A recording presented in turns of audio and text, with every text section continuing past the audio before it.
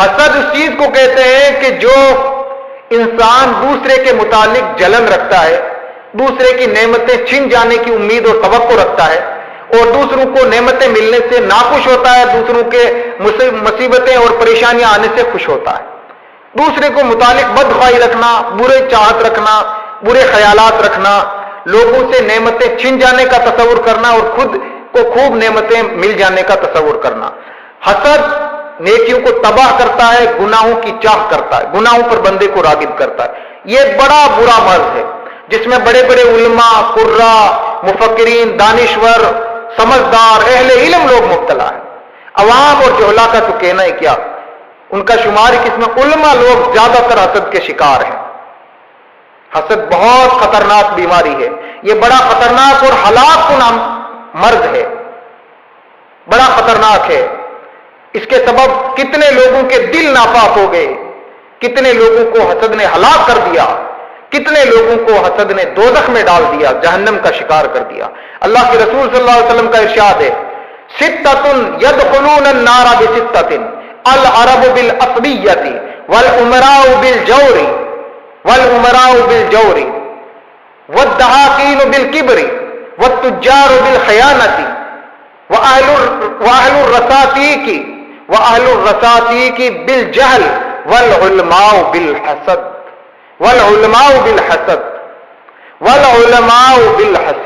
حضور نے فرمایا 6 طرح کے آدمی 6 سبب سے جہنم میں داخل ہوں گے۔ عرب لوگ عصبیت کی بنا پر، امراء اور مالدار اور حاکم لوگ ظلم و جفا کی بنیاد پر، اور چودھری لوگ، پنچ لوگ گھمنڈ اور تکبر کی بنیاد پر، اور تاجر لوگ، व्यापारी लोग खयानत और बददियानती और बेईमानी के सबब, अहले देहाती लोग जहालत के सबब, और अहले इल्म लोग, उल्मा लोग हसद के सबब, उल्मा हसद के सबब। तो हसद बड़ा खतरनाक है, हसद का हर अमर नापाक है, हसद दिलों में कदूरत पैदा करने वाली शे है, और ये हसद इतना खतरनाक मर्ज है कि जो उल्मा को जहन्नम में डालने का सबब बनेगा। अहले इल्म जो लोगों को तालीमें देते हैं, जो लोगों को पढ़ाते हैं, लोगों को तबलीग करते हैं, जो तकरीरें पेश करते हैं, उल्मा है जिन्होंने किताबें लिखी, जिन्होंने शरीयत और दीन और राय तरीकत को आगे बढ़ाया, ऐसे अहले इल्म लोग, उल्मा की किराम, अइमा इज़ाम, मशाइख किराम, पीरान उज़ाम, ऐसे बड़ी बड़ी शख्सियतों को जहन्नम में डालने वाली चीज हसद है। इतना बड़ा मर्ज है, इसलिए इससे बचना बहुत लाजिम और जरूरी है। हसद से 5 खराबियां उभरती है, 5 नुकसान इससे पैदा होते हैं। पहला, ताआत की खराबी, इबादत की खराबी। अल्लाह के रसूल सल्लल्लाहु अलैहि वसल्लम का इरशाद है, अल हसद याकुलुल हसनात कमा ताकुलुन नारुल हतब। हसद नेकियों को इस तरह बर्बाद कर देता है जिस तरह से आग सूखी लकड़ियों को जला देती है।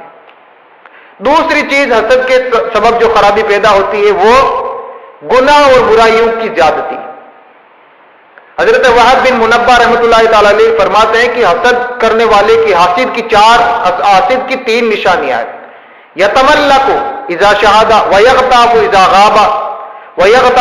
गाबा वयुशम्मितु बिल मुसीबत इज़ा नज़लत। वो सामने आएगा तो चापलूसी करेगा, पीठ पीछे जाएगा तो गीबत करेगा, किसी पर मुसीबत आएगी दूसरे पर तो खुश होगा, राजी होगा, उसको सुकून मिलेगा। हसद की बुराई का सबसे बड़ा सबूत यह है कि हासिद के शर से बचने का अल्लाह ताला ने हुक्म दिया है। हासिद के शर से पनाह लेने का अल्लाह ने हमें हुक्म दिया, हासिद के शर से पनाह में रहने का हुक्म फरमाया। अल्लाह ताला का इरशाद है, वमिन शर्रि हासिदिन इज़ा हसद। और उस वक्त हासिद के शर से पनाह में रख जब वो हसद करने पर उतर आए। हासिद के शर को अल्लाह ताला ने शैतान और साहिर यानी जादूगर के शर के साथ बयान फरमाया। यानी जिस तरह से शैतान के शर से बचना जरूरी है, जादूगर के शर से बचना जरूरी है, उससे पनाह मांगनी जरूरी है, हासिद के शर से भी बचना और पनाह मांगना जरूरी है। हासिद का शर कितना खतरनाक है, हासिद की शरारत कितनी भयानक है, हासिद का फितना कितना खतरनाक है कि अल्लाह ताला ने हुक्म दिया है। अल्लाह ताला ने इसीलिए हुक्म फरमाया है कि इससे तहफ़्फ़ुज़ के लिए, हासिद के शर से, हसद करने वाले की شرارت سے بچنے کے لیے مجھ سے پناہ طلب کرو، مجھ سے پناہ مانگو۔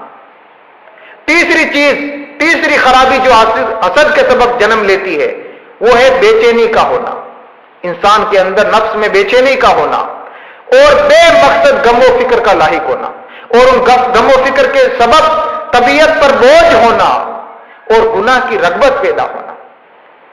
حضرت ابن سماک رحمۃ اللہ تعالی علیہ فرماتے ہیں، لم ارا ظالما اشب بالمظلوم من الحاسد، نفس دائم وعقل حائم وغم لازم۔ حاسد کا معاملہ اصول سے ہٹ کر کے، اصول سے الگ ہے۔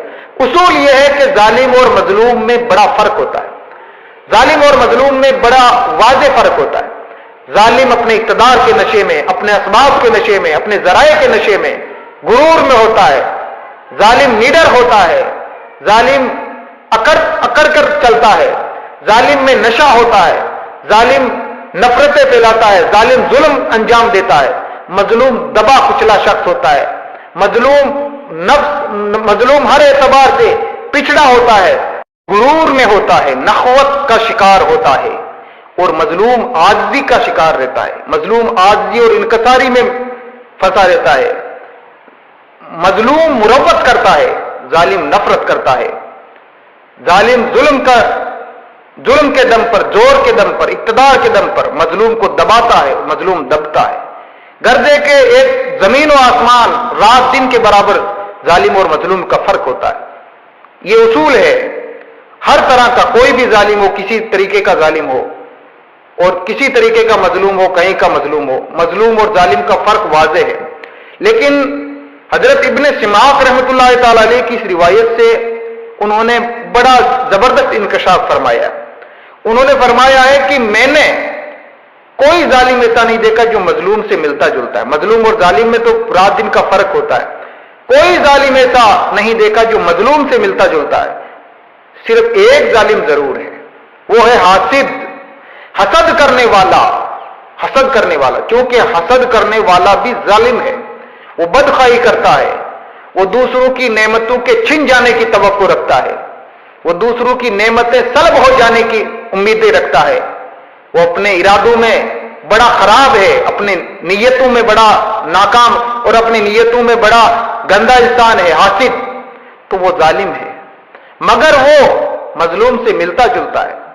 دوسرے جتنے ظالم ہیں وہ مظلوم سے بڑے الگ تھلگ ہوتے ہیں، مظلوم اور ظالم کا رتبہ الگ الگ ہوتا ہے، لیکن یہ ظالم حاسد ایک ایسا ظالم ہے جو مظلوم سے ملتا جلتا ہے۔ فرمایا لم ارا ظالمن اشب بالمظلوم من الحاسد، حاسد سے بڑھ کر میں نے مظلوم سے ملتا جلتا ظالم نہیں دیکھا جو مظلوم سے ملتا جلتا ہے۔ کیوں؟ اس لیے کہ مظلوم کی علامتیں کیا ہوتی ہیں؟ مظلوم افسردہ طبیعت رہتا ہے، مظلوم پریشان خیال رہتا ہے، مظلوم ہر وقت غم اور فکر میں، مصیبت میں مبتلا رہتا ہے۔ تو یہ جو ظالم ہے حاسد، یہ بھی بس اسی طرح کی صفات میں گم رہتا ہے، کیونکہ اس کی فطرت ہے دوسروں کی نعمتوں کے جلن کے سبب دوسروں کی نعمتوں کے چھن جانے کی توقع کرنا۔ تو یہ صفات ہی ایسی ہیں کہ جس کے سبب وہ خود اپنے لیے ہی ہلاکت کے بیج بو رہا ہے۔ تو جو حاسد کی نشانیاں ہیں وہ نشانیاں بالکل مظلوم کی نشانیاں کی جیسی ہیں۔ تو باقی ظالم اور مظلوم کا الگ الگ مقام ہوتا ہے، لیکن یہ جو حاسد ہے، حاسد جو ہے یہ ایک ظالم ہوتے ہوئے بھی مظلوم کے مشابہ ہے۔ فرمایا یہ افسردہ طبیعت رہتا ہے، یہ دنیا کے غم میں ملوث رہتا ہے، یہ پریشان خیال رہتا ہے۔ اس سے بڑھ کر کیا ہوگا کہ وہ اپنے لیے ہی مصیبت مول لے رہا ہے، وہ خدا سے لڑائی لیتا ہے،